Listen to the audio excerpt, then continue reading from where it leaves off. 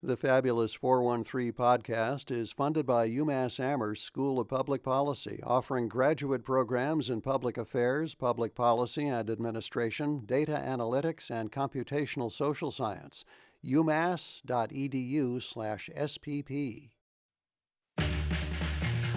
Welcome to the Fabulous 413. I'm Khalees Smith. And I'm Monty Belmonte. Later in the show, we'll get our holiday sing-on in Greenfield with the Pioneer Valley Symphony. We'll speak with Anthony Ferreira, Hannah Smeltz, and Tian about their holiday Pops concert and the fun of singing in community. And Erika Slocomb, Joe Aidonidis, and Evan Goodchild, and our own Tony Dunn join us to talk about a locally grown documentary about the local Black experience that will air on NEPM TV tonight as we get a preview of Legacies, stories of the Black history in the 413. And as the current administration wanes, Capitol Hill remains abuzz. With the bells of pardon and clemency. Hey, how are you? Good, and you? Good. Thanks for bringing up the March for the Food Bank on the floor of Congress again. It's always a thrill to be entered into the annals of the history of the United States of America. Yeah, you'll be investigated now.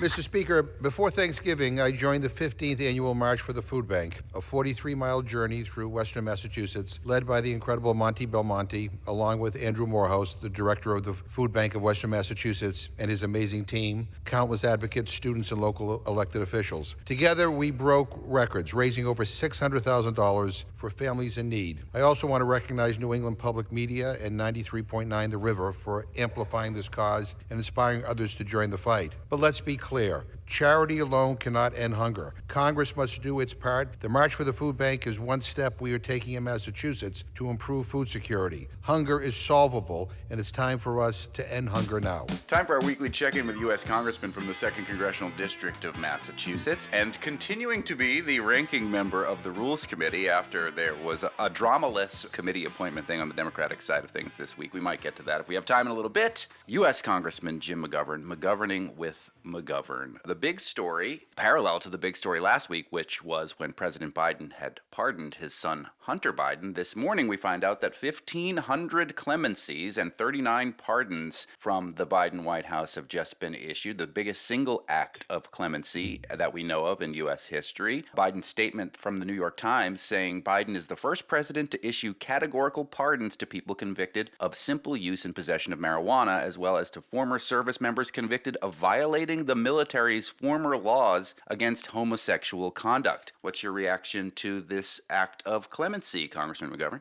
I approve. I think it's the right thing to do. The people he's pardoning have committed lesser crimes than his son. Mm-hmm. And certainly those, who have been targeted by the military because of their sexual orientation, is appalling. And it's long past time when such a clemency should be issued. But I think this is the right thing to do. And I hope, that he continues to use, his ability to pardon people to address other cases where there have been injustices, and we'll see whether he does that or not. But I'm pleased with what he did, what's being announced today. And we did talk about this a little bit last week, but it's gotten more traction in the headlines in Politico just today, saying Representative Jim McGovern, Democrat of Massachusetts, and 34 other lawmakers are urging the president to pardon environmental and human rights lawyer Stephen Donziger, who was imprisoned or under house arrest for 3 years because of a contempt of court charge related to his work representing indigenous farmers in a lawsuit against Chevron. Have you heard from the Biden White House with this letter or this ask from you and 34 other lawmakers to pardon Stephen Donziger? We haven't, but I know that they received it, and I know that they're looking at it. Look, the reason why this case is important is because Chevron left behind an environmental catastrophe in Ecuador, polluting parts of the Amazon. The cancer rates in these communities that Chevron left this mess, are sky high. Donziger is a human rights and environmental rights attorney who actually got a judgment against Chevron, and Chevron wanted the case to be done in Ecuador. And then what they did is they turned around and used their corporate wealth to spend countless dollars to go after Stephen Donziger and basically got him disbarred and put in jail. It really is a travesty of justice. And what's even worse is not a single penny went to clean up the mess in Ecuador. And I think the reason why this pardon is important is because it's a signal to big corporations that just because you have great wealth and lots of lawyers doesn't mean you get away with weaponizing our judicial system, our legal system. And it's also a signal to human rights and environmental rights activists that they will be protected for speaking the truth. So we'll see what happens. I hope he doesn't. Speaking with U.S. Congressman Jim McGovern, another big national story has to do with the assassination of the United Healthcare CEO and the subsequent finding of a person of interest, a suspect. In that case, Luigi Mangione, seemingly having written a manifesto. And your colleague in the Senate in Massachusetts, Elizabeth Warren, has said that the killing of the United Healthcare CEO was a warning and that you can only be pushed so far. Some people are viewing that as a sympathetic look towards the person of interest who may have assassinated the CEO. There's been a lot of reaction on social media, much of it sympathetic to the alleged assassin. What's your take on either the public's reaction or this whole story? Yeah, look, our healthcare system is deeply flawed. Some of us are trying to fix it so that it is more equitable, so that it is more affordable, and so that it is more accessible. Healthcare ought to be viewed as a fundamental human right. And, we're going to have a major battle with the Trump administration as they try to roll back some of the advances that we've made in healthcare. So, I'm not defending the healthcare system, but I'm somebody who believes that violence is wrong under any circumstance. This is no justification for this murder. Doesn't matter what you think about the healthcare system. Violence begets violence. We can't glorify violence. That's just my view. I detest violence, period.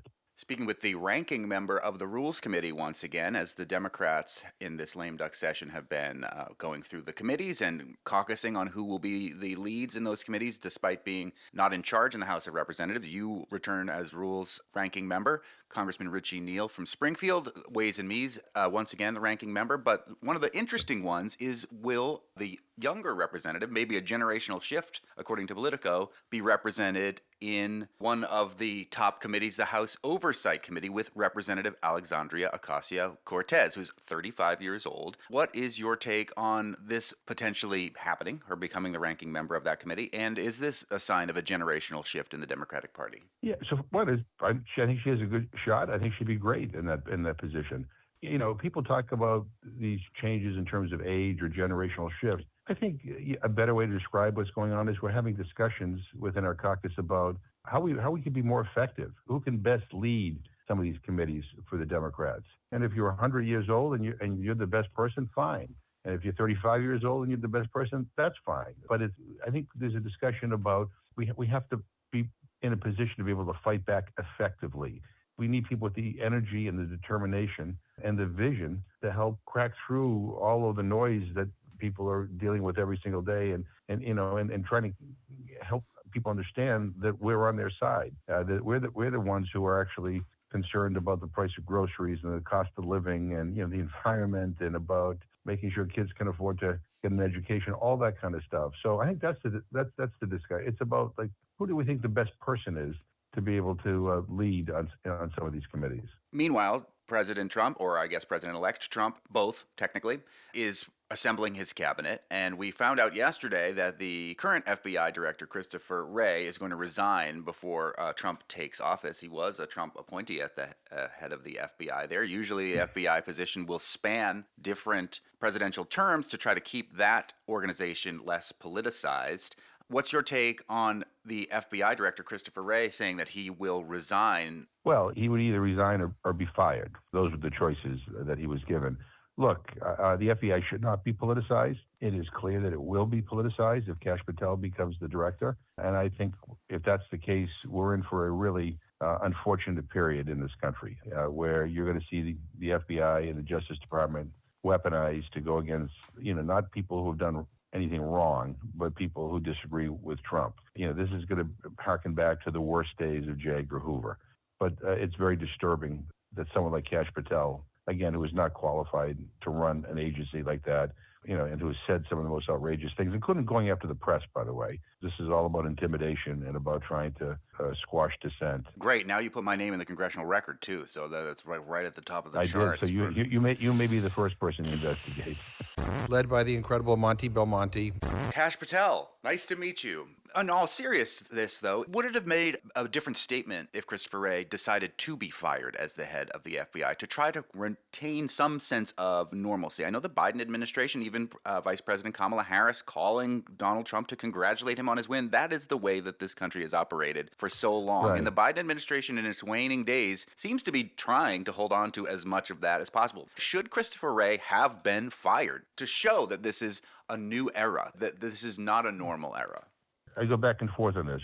One is if he was fired, then Trump could appoint Kash Patel as the acting director of the FBI.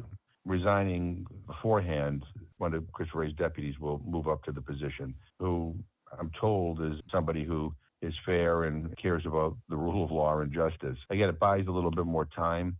And maybe Christopher Wray is anticipating that the confirmation hearings of Kash Patel will be so over the top and outrageous that at the end of the day, everybody will realize that he can't be in that position and Republicans will vote no. But we'll see.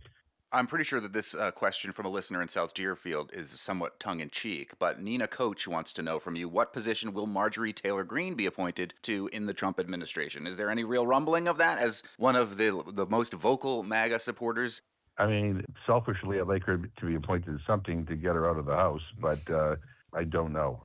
She's certainly the biggest cheerleader that Donald Trump has in the Congress, but I've never seen her do anything to improve anybody's quality of life or to create anything or to achieve any kind of positive result. Her forte is getting up every day and just beating up on people. I wouldn't be surprised if she got appointed to something, but I haven't heard of anything yet. A more serious question from J.J. White in Greenfield, and an issue that we've discussed many, many times. And, there were 33 more Palestinians killed overnight last night. But J.J. White wants to know, why does Israel snub, ignore, and humiliate America and face no consequences?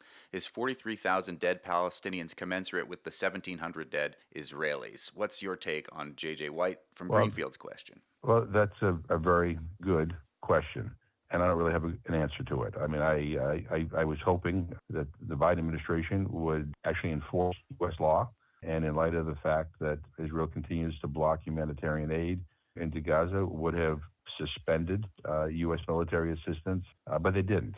While we're all talking about Syria now, Israel is still bombing the hell out of Gaza. This is a tragedy beyond words. And quite frankly, history will judge Biden harshly on Gaza.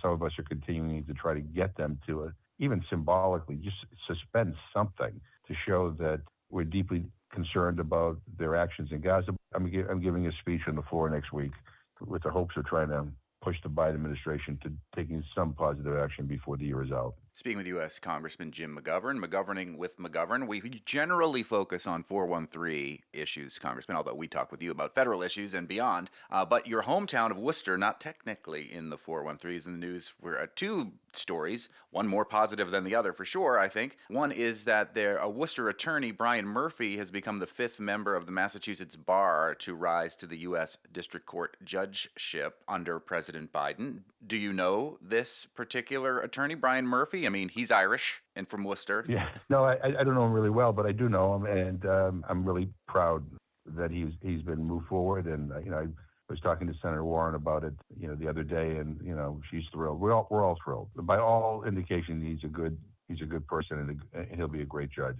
The other story from Worcester, and this from Mass Live and the Republican and Adam Bass, 2 Worcester police unions released statements Tuesday calling the Department of Justice's recently released report of a Worcester Police Department inaccurate, contradicting statements from the city manager, the mayor, and several city councilors, all of whom took the report very seriously. It goes on to say the 41-page report released on December 9th found that the Worcester PD used excessive force, engaged in discriminatory enforcement practices, and engaged in illegal sex acts with vulnerable women, particularly those working in the sex trade. This is a municipal issue. It's not even a state issue, and you are a federal representative, but it is your hometown. What's your reaction to this report?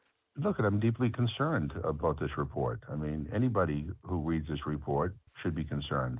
And rather than circling the wagons, there ought to be determinations made at the local level on getting to the bottom of all this and actually correcting any practices that quite frankly led to this.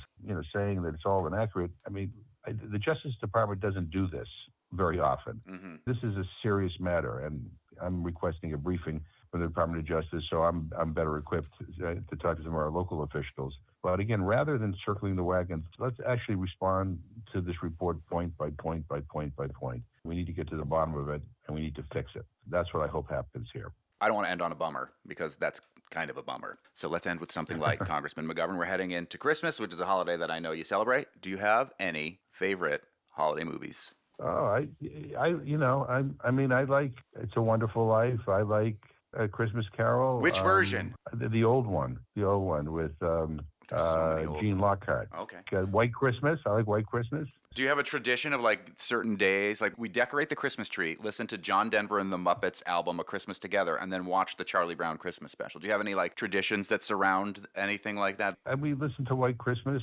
We had a whole bunch of Christmas CDs that we play. We haven't purchased the tree yet because I'm down in D.C. Mm-hmm. So, but I've already seen Elf twice this year. So whatever channel it's on, it gets played over and over and over and over again. Yeah. And you know what? These are fun movies. And I think given all that's transpired this year and given all that's going to happen next year, we ought to just be able to have a couple of weeks of just enjoyment and watching fun movies and enjoying family and friends. And so as soon as we get the hell out of here, that's what I want to do. Well, we'll talk to you one more time before Christmas, Congressman, next week. One more Sleep Till McGoverning with McGovern next Thursday. And if you've got a question for the Congressman, you can send it our way, thefab413@nepm.org, and I'll ask it on your behalf. Thanks as always, Congressman. All right. Talk to you soon. Bye.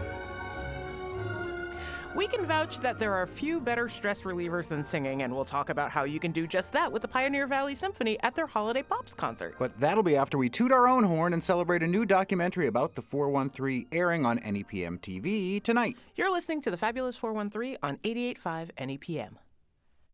The Fabulous 413 podcast is funded by the UMass 5 College Credit Union, offering co-op advantage checking with cash back on all purchases, plus secure debit card controls, all from the UMass 5 mobile banking app. Insured by NCUA, umass5.coop.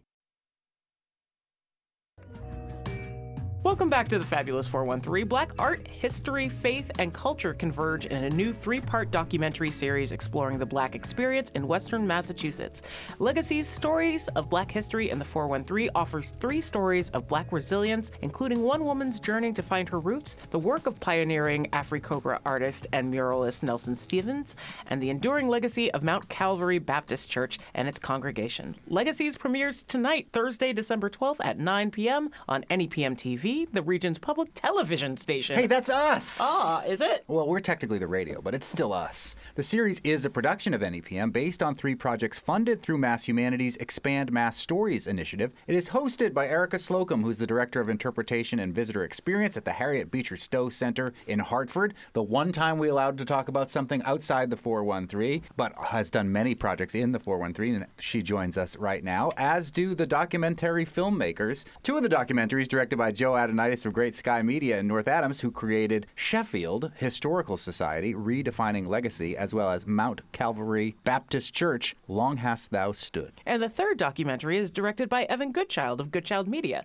originally from Springfield and now in Canton, Connecticut. Oh, we'll allow it. It's called Nelson Stevens, Art for the People. Welcome to everybody. Thank you for joining us. Thanks for having us. Thank you. Who hasn't had a documentary on television yet, and this is their first time? Anybody? Or have we all had that experience? Evan raises his hand. Never been televised. I'm really excited for these stories to get out. We're having a little watch party in my family. This is my second time working with Erika, so that's an amazing thing, and it's my first time working with NEPM, so there's a lot to celebrate. Joe, I didn't see if you were raising your hand because you're virtual from North Adams right now, but is this the first time you've been on TV? It's not, but every time it's exciting, and I am always very appreciative of the opportunity for the work to get out there to a large audience. Let's start with you, Erika. Some of these stories you helped to kind of bring to the fore. Tell us that one in particular that you helped open the door to, quite literally. That would be the Mount Calvary Baptist Church. So Mount Calvary is actually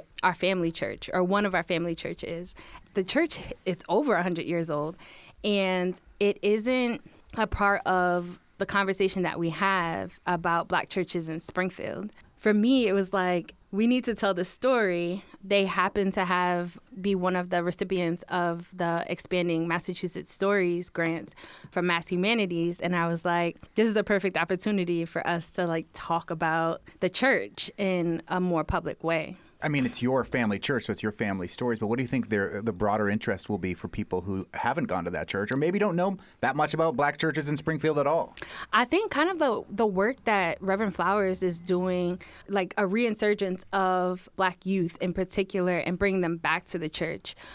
So one of the things that, folks will see in watching the documentary is my cousin Jalen, who's 18, getting baptized, right? When you're watching, what you'll see is like a number of, the members of our family are in the documentary and they're crying. And I mean, baptisms are just like super emotional anyway, but the fact that he, at the age of 17, was like, you know what I want to do this summer? I think I want to get baptized. You know what I mean? Like, he's graduating from high school, he's going on to college, and he's like, I think I want to make this commitment. Amen. Amen. On the profession of your faith, my brother, I now baptize you in the name of the Father, in the name of the Son, yes, in the name of the Holy Ghost. Yes. The love that they have for each other here is important. And I just hope that we can expand on that. For me, what's really exciting is to see so many young people returning to these churches that are mostly like old folks. They're finding their own space within that community. I thought it was really cool because it was kind of re-centralizing the Black church in the middle of the community in a way that I know we are kind of aware that we have lost, but not necessarily ever really get to look at how really crucial it was as a part of Black community. And so that was really fascinating to see. My mother and father both belonged to Mount Calvary. They came from, from the South, but then they come and join Mount Calvary, and they just stay in Mount Calvary, and that's all we know is Mount Calvary. We're speaking with Erika Slocomb, who is the host of Legacies, Stories of Black History in the 413, which will air on NEPM TV. It'll premiere this evening, and the documentary filmmaker behind the Mount Calvary Baptist Church is Joe Aidonidis. Joe, tell us what it was like being a fly on the wall at this church that you maybe did not have any particular relationship with, but then are getting into these very intimate moments. It's always really fun when people say yes. You kind of knock on the door and you say, I really want to see in the closets and hear your deep thoughts and know what you're thinking and what you're worried about and what you're excited about. And when people start saying yes and they want to be in that process, it's exciting and really what I live for. What I'm always looking for as well is what's at risk. What is at risk if this institution disappears? 105 years, that's a huge part of American history. And the church has seen it through, from people migrating from the South to find a better life in the North, urban renewal, many wars of the country, the civil rights movement, and long hast thou stood. This church has been there and really helped guide people through the good and bad times. And what I am excited about is to show that that is still a huge and necessary pillar to many, many people in the Springfield community. And the church we're talking about is Mount Calvary Baptist Church in Springfield, and that's filmmaker Joe Aidonidis, whose documentary called Long Hast Thou Stood will premiere on NEPM TV tonight. You have another documentary about history that we'll talk to you about in just a quick little second here, but let's jump for a minute to another documentary filmmaker who's in the room with us, Evan Goodchild, who we just had on a couple months ago maybe now at this point for another documentary. You are originally from Springfield, now living in Connecticut, and your documentary focuses heavily on somebody that we've talked about a lot on this show, the late great artist Nelson Stevens, who was a professor at UMass and created incredible murals throughout the city of Springfield that sadly went away for lots of different reasons, most of which are not good. Yes. But now there is a revival, and that's what you chronicle. Tell us about your documentary, Evan. I really lucked out because there's so much going on with Nelson Stevens' legacy right now. When Erika kind of brought me into this project, Erika is a graduate of W.E.B. Du Bois Department Afro-Am Studies, and John Bracey's your advisor, Mm-hmm. best friend of Nelson Stevens and colleague. She had done like an oral history that she sent me the video. She's like, oh, here's this little thing that I did, a couple years before Nelson died. So I got acquainted, and quickly I learned about the things that were happening with Commonwealth Murals. They were going to be starting up their third recreation of one of his works. And went over to Roxbury, met Napoleon Jones Henderson, who was the last surviving member of Afro-Cobra, the artist collective that he was a part of, an artist collective that is tied directly to the muralist movement of the country. Coming out of the Wall of Respect out of Chicago, Nelson and Napoleon were out there in Chicago and, part of that movement. And Nelson brought it out here to Springfield. And I think a lot of people aren't aware of that history. When my dad was painting all these murals, they would often have quotes on them. And the city of Springfield would come and paint over the quotes, just like white paint. Maybe they felt it was disruptive or inspiring, and they didn't want that. Talking about that and learning about it myself has just been a real joy. That's filmmaker Evan Goodchild, whose documentary is about Nelson Stevens. It's called Nelson Stevens, Art for the People. It's gorgeous. I mean, just the art of Nelson Stevens is so gorgeous and has so many vibrant colors that of course, comes through in the film that you created that will premiere on NEPM TV tonight. Yeah, and that last mural is down the street from my house. Yeah, we got to see it in progress, which was great. fun, and then get to see it in the documentary. It was really cool.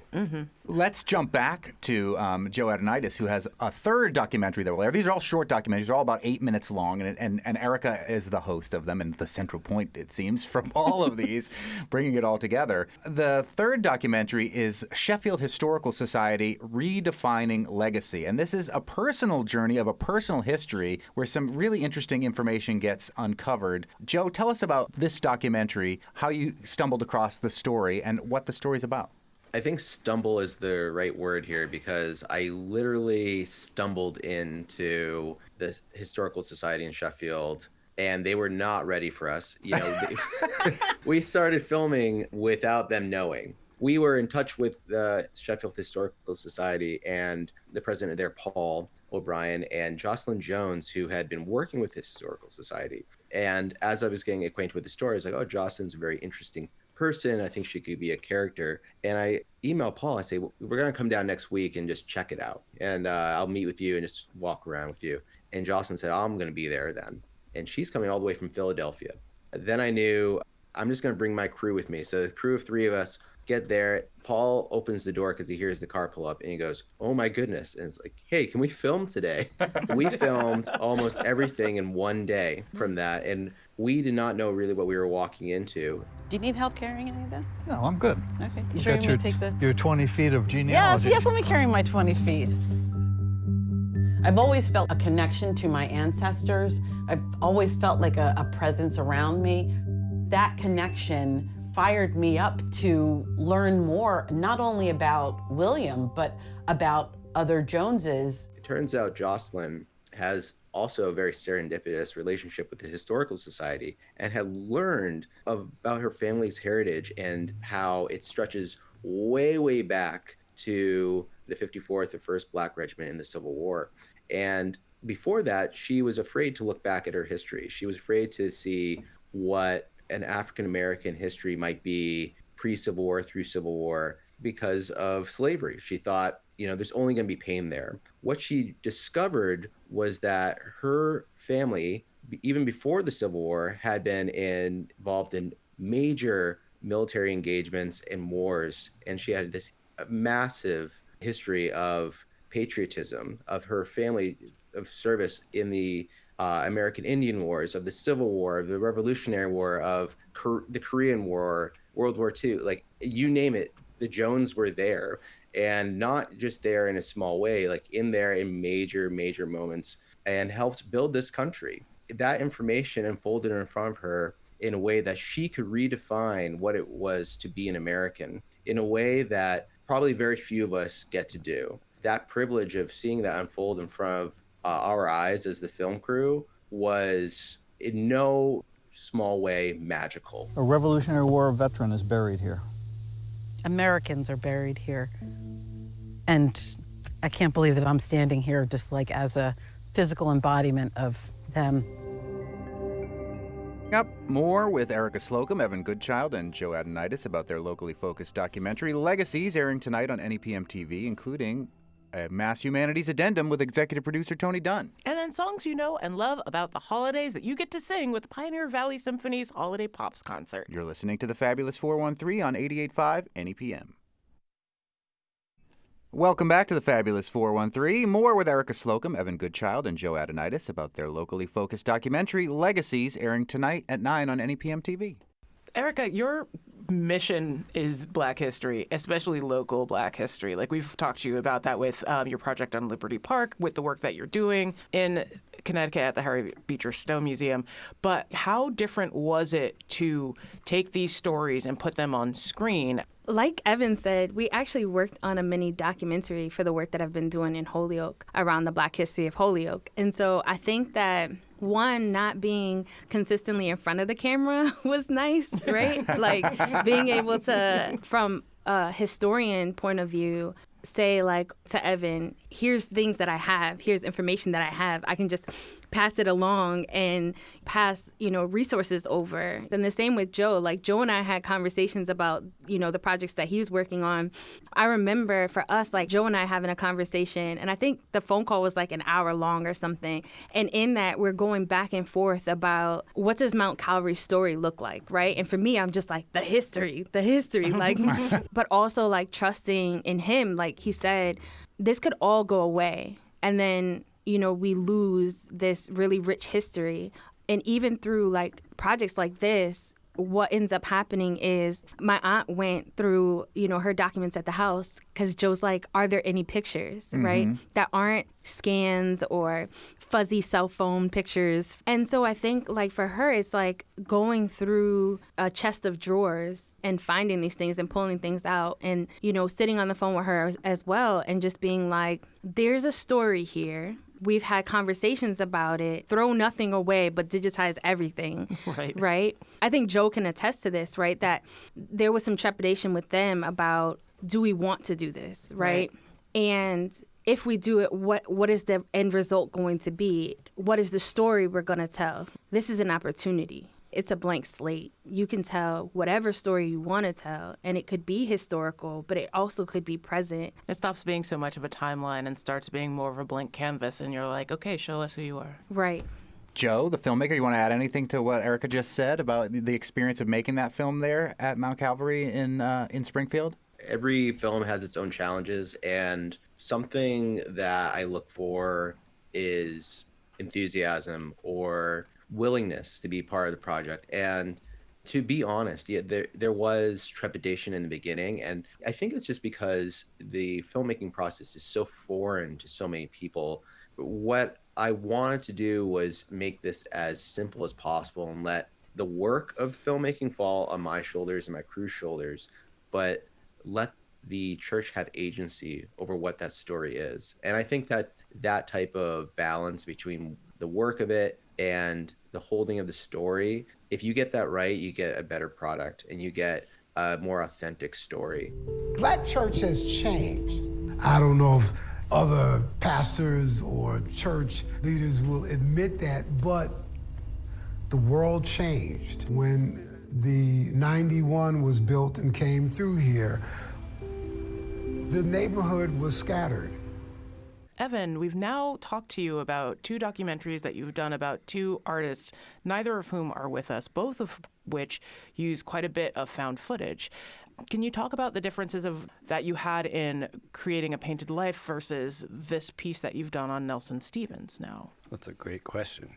As far as comparisons, they both had big communities in the 413. Gregory Gillespie's was in Northampton. Nelson's was up at UMass Amherst. And we talked a little bit about just the legendary crew of people there. You just walk into that building and it's just, your jaw drops. Just thinking about, Baldwin and Jeanetta Cole and all the people that were just right across the hall from each other. And it's still happening to this day. So they both relied on their communities, and that was, I think, a big part of who they were. And then later Nelson in Springfield when he moved down here. When we talk about Afro-Cobra, because it was a collective, they had philosophies and they had principles that they were agreed upon amongst the 10 members, that they went out and did their own things, but they got together and they wanted to make art that was for the people first, and the museums, if that happens, great. But first things first, this is messages for our communities, our people. Frontality was one of their concepts. Images facing you. It was not mysterious. It was not trying to, hide. It was very much direct and positive images. but also there was words. Words was one of their tenets. So you see poems. He's incorporating music. They had just like John Coltrane album cover, just leaning up against all like the wet paint. It was all sort of fused. He painted musicians quite frequently, whether it was Nina Simone or Stevie Wonder. He has quite a few. Well, I know that Nelson painted usually in the middle of the night with jazz blasting.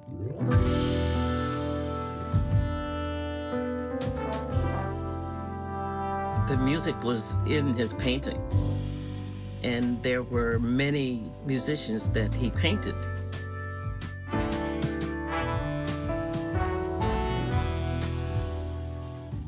We call in Africora what we're doing is making visual music. And this is visual music, because you can hear all the sounds. He was a color theory master. Yeah. What he sort of did, Napoleon calls him sort of like a fractal style. It's like an explosive version of a face that just draws you in. And when you see it, you know that's a Nelson Stevens painting. And you'd never know that he wasn't using black. Yeah, right. Which is also amazing. In the filming and the research of this, did you encounter something that you really wish you could have shared that did not make it to screen? Evan. There was a documentary made by Ernest Allen in 2009, maybe. And I don't know how widely circulated it was. Like, I couldn't find it online, but it had interviews with Janetta Cole. It had interviews with William Strickland, who just passed, I think, earlier this year. Yeah. It had interviews with John Bracey talking about Nelson Stevens and Drum Magazine. I desperately wanted to use that footage. But, you know, what we ended up doing instead was using a student video that was incorporated into his color rapping exhibit, which shows him taking his students on a field trip to New York. So it worked out great, but that would be mine. That could be in the expanded documentary. Yes, which I hope we do. What about you, Joe Aidonidis? Is it something that you had to leave on the cutting room floor? Nothing left on the cutting room floor, but something told to me in confidence, which I might tell you off the air. Okay. Like Evan would probably say, you know, you just always wish you had more time to spend with people and hear more stories. Erika Slocomb. I shared with Evan footage of conversations. Like, literally, I just filmed John Bracey and Nelson Stevens. Nelson came here, I think it was 2022 or 2021, and I drove him from Springfield to Amherst every day. Wow. And I'm like, I wish I had recorded some of the conversations that we had in the car, just talking about, like, art and life and kids and, you know, Black history and Black studies. And I was lucky enough, you know, through the Du Bois Department to work on a Black Presence at UMass project, right? And so we interviewed Janetta Cole, you know, we interviewed Nelson Stevens, we talked to James Baldwin students.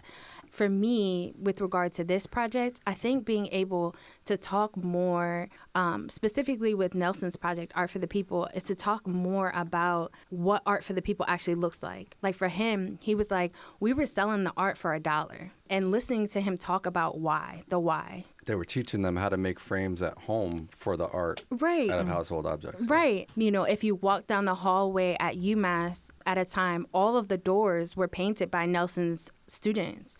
You know, Archie Shepp is playing music in the hallway. You know what I mean? Like, so I feel like being able to have a deeper conversation about what that looks like. One of the other projects that unfortunately didn't make it into the cut for this and is being worked on still is the Lesbians of Color in Northampton project. And I remember you talking about this. So And I was like, Michael Hansen is actually working on that. I can't see Tony's face, but if he's making a face, I'm not looking. He's nodding. Tony Dunn, our Okay. director, is also the nodding. producer of all of this. He's giving a hearty nod. So many people in that project have connections to UMass Amherst Black Studies Department and to Evan's project potentially, and Mount Calvary. There was a woman that's a part of that project who is from Mount Calvary. I feel like the documentaries are great, and I hope that everyone watches, you know, tonight and enjoys them.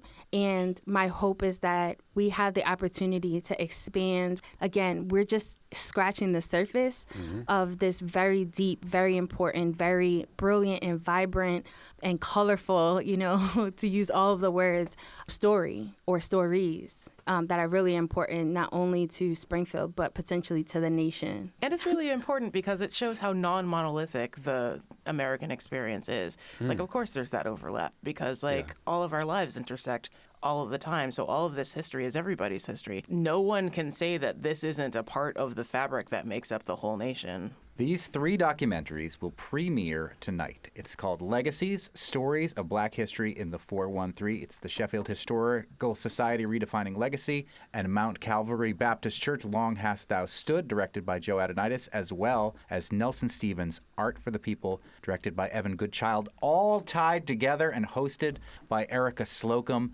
All of those folks have joined us today. If you miss it tonight, it'll also be on this weekend as well, and a couple other opportunities. It'll be available at NEPM.org. We've already seen them, and we can attest. It's an excellent glimpse into some really important histories that happen right here in the fabulous 413, as we like to say. Shameless plug. Shameless plug. Thank you all so much. No, thank you. Thank you. Speaking of the fabulous 413, our director, Tony Dunn, is the executive producer of this 3-part documentary series tonight. Tony Dunn, you had a special producing partner with this. So we did indeed. And I produced a lot of shows over the years, documentaries and TV shows. This program is special. It's really special. And we put together a very talented team behind it, who you just heard from, really fabulous, wonderful filmmakers and advisor. But I'm really grateful to our partners at Mass Humanities. Brian Boyles and his team have been outstanding collaborators, and their support is what made this kind of revelatory storytelling possible. This program exemplifies the mission of public media to elevate voices and tell the kinds of stories that you really, truly cannot get anywhere else. So I hope everybody tunes in this evening or goes online to nepm.org/legacies and gets a chance to see it. Thank you, Tony Dunn. Yay. Next, holiday songs in spectacular fashion. We'll hear about the Holiday Pops concert with the Pioneer Valley Symphony happening this Saturday. You're listening to the Fabulous 413 on 88.5 NEPM. The Fabulous 413 podcast is funded by Northeast Solar, offering solar options, energy security, and solutions for the local community. Learn more at northeast-solar.com.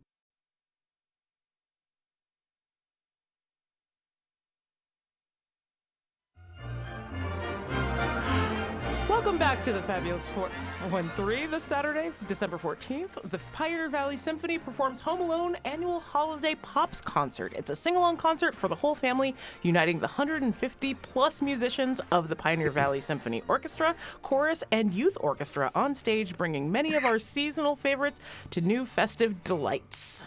With us to talk about the concert is assistant conductor and arranger for the program, Anthony Ferreira, Tian, the music director, and youth orchestra director, and winning the distinction of being the second person this week who is in a carpool with my 11-year-old, Hannah Smeltz.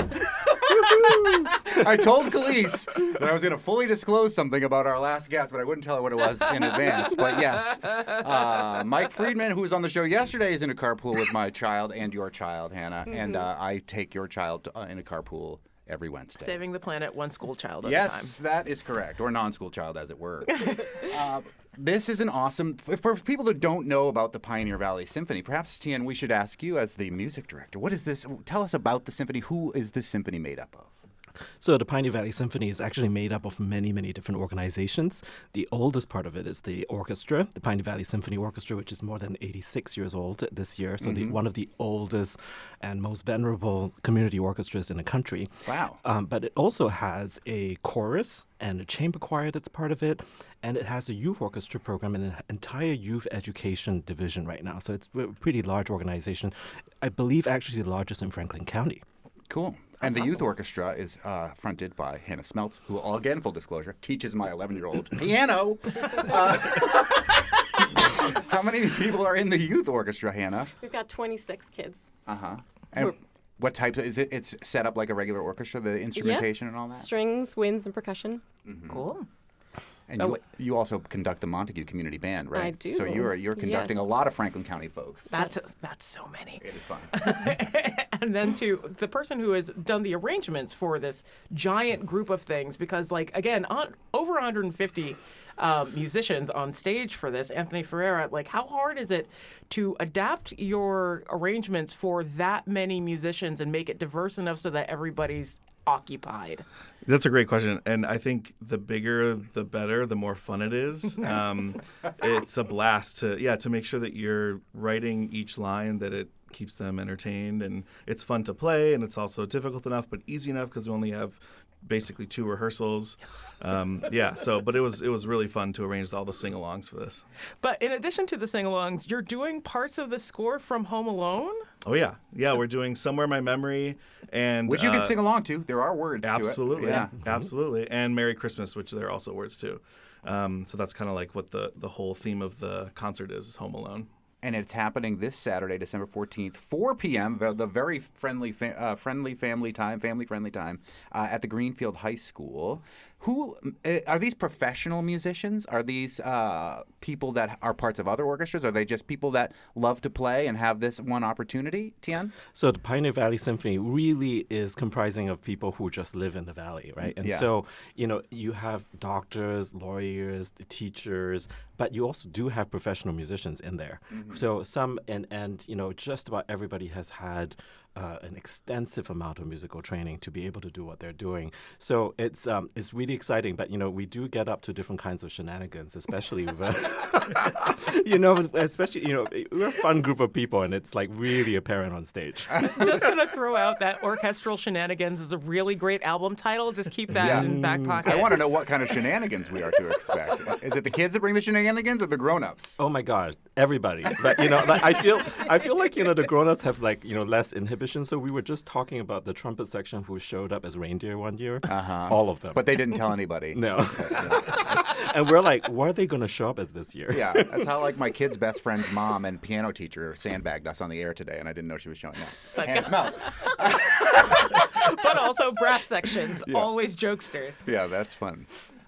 Hannah, will the kids' orchestra part of this be performing on its own, or are they performing as part of the whole thing? We're doing both. We're playing together with the PVS side by side, which the kids are really excited to get to sit in with the adults and play, and then we'll play a piece just us. What's the piece that you're playing just us? It's Trepak from the Nutcracker. Oh, nice. Oh, yay. There's no singing along to that one, though. No, not really. I mean, you can make up your own words. Yeah, which is always fun to do. Historically inaccurate unless it's in French or Russian.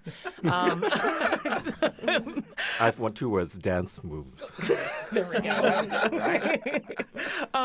Talk about the texture of the sound of the Pioneer Valley Symphony Orchestra when you get this giant, all of the various organizations together. Because as you mentioned, you got professional musicians, you got folks who did it as a hobby, maybe did it in their youth coming together. And that definitely affects the fabric of what it sounds like in general. So you talk about playing with that sound and what it brings to the community. Yeah, I think what's really cool about this type of organization is that you do have such a broad spectrum, and the players who are newer to it or maybe less experienced are able to sit with people who are really experienced and professionals, and I think that way everybody gets elevated. We get to do really difficult stuff. We get to do music that everyone is able to play and enjoy, and I think that broad spectrum brings a lot of cool experience to the group. Go ahead. I mean, doing really difficult stuff, not to look too far ahead in your calendar, but later on in the year, you guys are doing Camarina Burana. Mm-hmm. Speaking of difficult, because 9/8 is not friendly to anybody. Right. Yeah. That is the most conspiratorial, apocalyptic score out there. So I can't wait to hear that one from the Pioneer Valley Symphony. But on a more lighter note, the Holiday Pops is happening on Saturday at Greenfield High School, 4 o'clock. Will we need to know the songs in advance? Or if we show up at 4 o'clock with our family, will we be provided the information we need to be part of the sing-along? You are provided everything you need to sing along to everything that we have. And it's going to be an absolute blast. And we encourage you to sing even Sleigh Ride. And there are no lyrics to that, but if you know them, go for it. Wait, isn't there? There's no lyrics to Sleigh Ride? Just well, hear there those are, sleigh but bells ringling, ding, ding, ding. The chorus isn't singing, but yeah. Even I know them off the top of my head. So there's the 2 Home Alone songs, and then what other kind of things We've got White Christmas, we have Jingle Bells, we have Deck the Halls, we Wish You a Merry Christmas. Have yourself a Merry Little Christmas.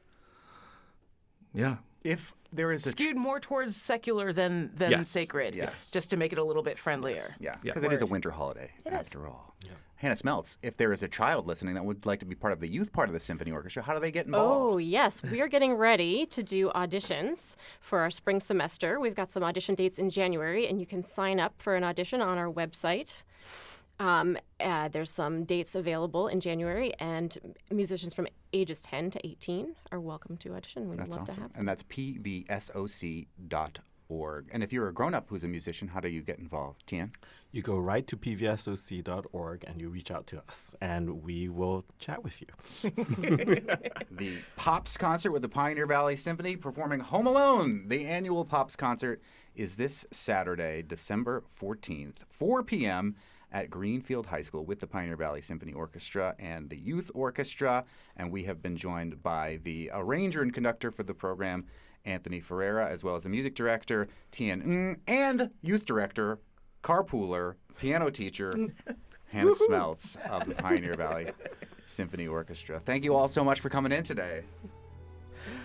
On the next Fabulous 413, we're making the holidays a little brighter, and so can you. We'll speak with artist Gail Kabaker from the Hilltowns about her many New Yorker covers, the art you can do for yourself, and how you can join her for a holiday-themed art class this weekend. We'll get our holiday skank on with the Valley Moon Stompers, celebrating the release of a new single and a show next week at Marigold Theater in East Hampton. And we'll take our Franklin County wine friend back to Shelburne Falls to get a bit of bubbly at the wine restaurant Juice Box. I'm Monty Belmonte. I'm Khalees Smith. We'll talk to you tomorrow on the Fabulous 413.